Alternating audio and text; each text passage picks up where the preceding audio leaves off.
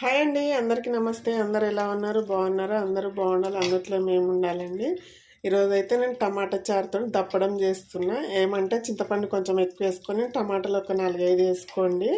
అలాగే ఉడకబెట్టుకోండి. దీన్ని ఉడకబెట్టుకున్నాక చల్లారిన తర్వాత ఇలా రసం తీసుకొని పక్కన పెట్టేసుకుందాము. చాలా బాగుంటుందండి. ఎప్పుడు టమాటా రసమే కాకుండా ఇలా దప్పడం చేయండి. ఇది పాతకాలంలో చేసేవాళ్ళండి, నానమ్మలు అమ్మమ్మ వాళ్ళు అయితే. టేస్ట్ అయితే చాలా అంటే చాలా బాగుంటుంది. కొద్దిగా చింతపండు అయితే ఎక్కువ వేసుకోండి, పుల్లగా చాలా బాగుంటుంది. టమాటాలు అనేది తక్కువ వేసుకోండి. మనం టమాటా చారుకు చింతపండు కొద్దిగా వేసుకుంటాం కదా, టమాటాలు ఎక్కువ వేసుకుంటాం కాబట్టి దీని క్వాంటిటీ చింతపండు అనేది ఎక్కువ ఉండాలండి. చింతపండు రసం అయితే మొత్తం ఇలా వేసుకొని పక్కన పెట్టేసుకోండి. చూడండి, చింతపండు టమాటా రసాన్ని అయితే ఇలా పక్కన పెట్టేసుకోండి. రసం అయితే ఇలా తీసేసుకోండి. ఇలా తొక్కలు ఇట్లా మొత్తం తీసేసేయండి. ఓకే అండి, రసం అయితే రెడీ అయిపోయింది. పాతకాలంలో అయితే మొత్తం చింతపండు రసంతో దప్పడం చేసేవాళ్ళండి. చాలా బాగుంటుంది. ఇందులో స్పెషల్ ఏంటంటే పిండి వేస్తారు, అంతే అండి. కొద్దిగా చిక్కగా వస్తుంది. రైస్లో అయితే చాలా బాగుంటుంది. ఓకేనా, ప్రాసెస్కి అయితే వెళ్దాము. చూడండి, స్టవ్ ఆన్ చేసుకొని ఒక గిన్నె అయితే పెట్టుకోండి.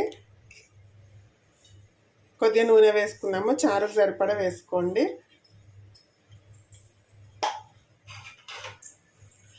అలాగే ఒక ఉల్లిపాయ, 3-4 పచ్చిమిర్చి, కొద్దిగా కరివేపాకు, 4-5 వెల్లుల్లి రెబ్బలు రెడీగా పెట్టుకోండి. చూడండి, నూనె అయితే హీట్ అయింది కదా, కొద్దిగా జీలకర్ర వేసుకుందాము. అలాగే కొద్దిగా ఆవాలు వేసుకోండి. ఒక 3 ఎండుమిర్చి వేసుకోండి.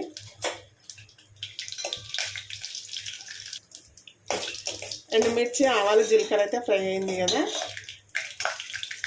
ఇప్పుడు కట్ చేసిన ఉల్లిపాయ ముక్కలు వేసుకోండి.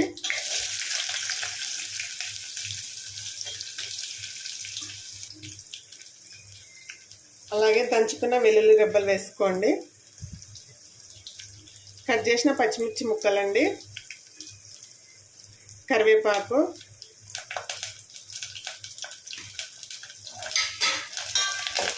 ఇవన్నీ మంచిగా ఫ్రై కానివ్వండి. ఉల్లిపాయలు, అల్లం, వెల్లుల్లి రెబ్బలు, పచ్చిమిర్చి, కరివేపాకు ఇట్లా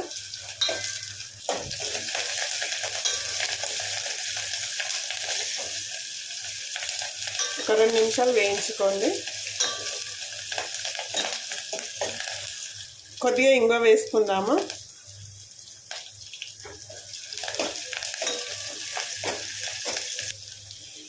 అలాగే 1/2 టీ స్పూన్ పసుపు వేసుకోండి. చూడండి, అన్నీ మంచిగా ఫ్రై అయినాయి కదా, ఇప్పుడు మనం పక్కన పెట్టుకున్న రసాన్ని వేసుకుందాము.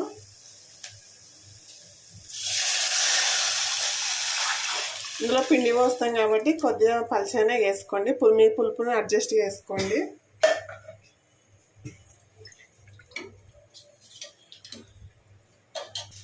తగినంత సాల్ట్ వేసుకోండి.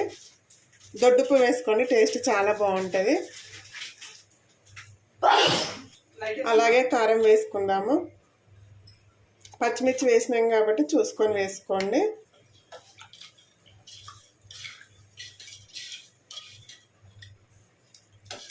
ఇది మంచిగా మరగనిద్దామండి. ఎంత బాగా మరిగితే టేస్ట్ అనేది డబల్ రెట్టింపు ఉంటుంది.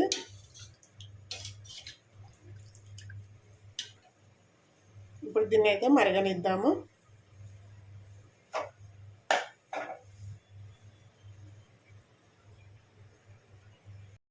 చూడండి, ఒక కప్పు తీసుకోండి. ఇప్పుడు మీ దగ్గర బియ్యం పిండి ఉంటే బియ్యం పిండి, లేదంటే శనగపిండి అయినా బాగుంటుందండి. నేనైతే శనగపిండి వేస్తున్నాను.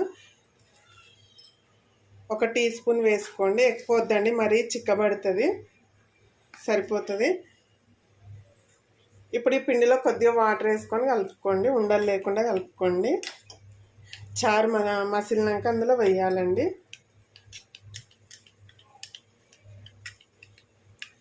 ఒకసారి తప్పకుండా ట్రై చేయండి. నిజంగా చెప్తున్నా, చాలా అంటే చాలా బాగుంటుంది ఫ్రెండ్స్. ఊరికే టమాటా చారు, టమాటా రసం ఇలా తిని బోరు కొడుతుంది కదా, అప్పుడప్పుడు టమాటా చింతపండుతోటి ఇలా ట్రై చేయండి. టమాటాలు వద్దు అనుకుంటే మొత్తం చింతపండుతోటి అయినా ట్రై చేయండి, బాగుంటుంది. పుల్లగా అలా అయినా కానీ మనకు టమాటా ఫ్లేవర్ పడుతుంది కాబట్టి టేస్ట్ అనేది మరింత ఎక్కువవుతుంది, అంతే అండి. ఓకేనా, ఉండలు లేకుండా అయితే కలుపుకున్నాం కదా. చారు మసిలినాక అందులో వేసేసుకుందాం దీన్ని అయితే. చూడండి చారు అనేది మరగడం స్టార్ట్ అయింది కదా. ఈ చారు పొంగొద్దండి, పొంగితే టేస్ట్ అనేది మొత్తం పోతుంది. మీడియం ఫ్లేమ్లో పెట్టుకొని మరగనివ్వండి. ఎంత బాగా మరిగితే టేస్ట్ అనేది ఎంత బాగుంటుంది.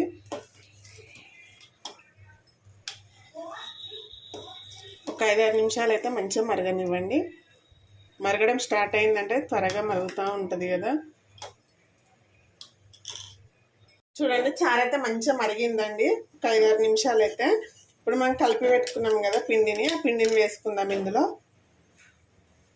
చూడండి కొద్దిగా వేసానండి, ఎక్కువైతే వేయలేదు. ఇప్పుడు ఒకసారి కలుపుకోండి. మీకు సాల్ట్ కారం సరిపోయిందో లేదో ఈ టైంలో చెక్ చేసుకొని వేసుకోండి. సరిపోకుండానైతే నాకైతే సరిపోయిందండి. చూసారు కదా ఎమ్మిగా ఉంది కదా, చూడ్డానికే వెల్లుల్లి కనబడుతున్నాయి. మంచిగా తినేటప్పుడు అయితే మంచిగా ఉంటుందండి, నిజంగా చెప్తున్నా.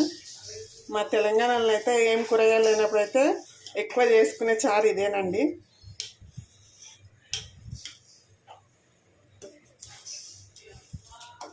పిండి ఇప్పుడే పోసినాం కాబట్టి ఒక 3-4 నిమిషాలు అయితే మంచిగా మరగనిద్దాము.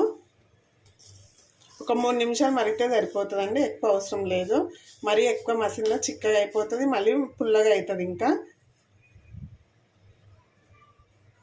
మీకు తప్పకుండా నచ్చుతుంది ఫ్రెండ్స్. ఓకే అండి, మన వీడియోలకు అయితే అందరు సపోర్ట్ చేయట్లేదు. అందరూ వీడియోస్ మొత్తం చూసి ఒక లైక్ అయితే వేయండి. అలాగే కర్రీ అయినా చారు అయినా ఏదైనా అది ఎలా వచ్చింది అనేది కామెంట్ చేయండి ఫ్రెండ్స్.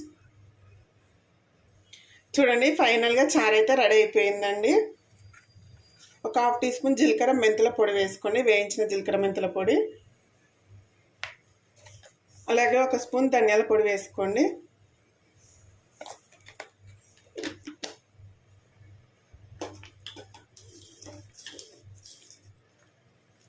ఇలా ఉంటుందండి పిండి వేసినాకనైతే.